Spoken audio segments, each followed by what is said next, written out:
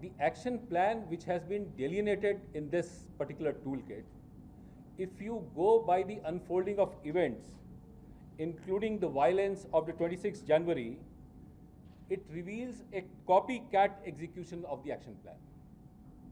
Now, that is something which is a matter of concern for Delhi police. It definitely, the intention of the creators of this toolkit is to create disharmony amongst various social, religious and cultural groups, and also encourage disaffection and ill will against Government of India. It also aims at, and it says so, waging social, cultural and economic war against Government of India.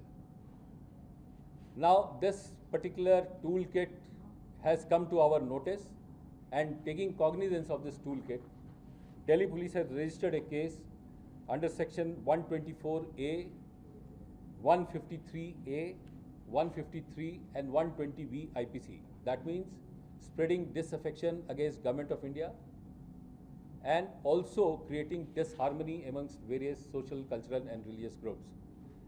120B for a planned conspiracy to execute such a plan. Now, we have handed over, after registration of this case, we have handed over the investigation to the cyber cell, and which will be conducting further investigation into the case. So can you please tell us about the sections once again? So I once again mentioned the section. It is 124A IPC, which is basically spreading disaffection against the Government of India. It's regarding sedition.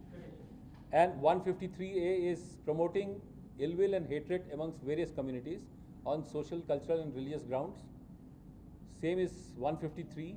And 120B is for criminal conspiracy to wage such a, give shape to such a plan. So has Greta Thunberg been named by FIR? Has Greta Thunberg been named in the FIR? So we have not named anybody in the FIR. It is only against the creators of the toolkit, which is a matter of investigation, and Delhi Police will be investigating that case.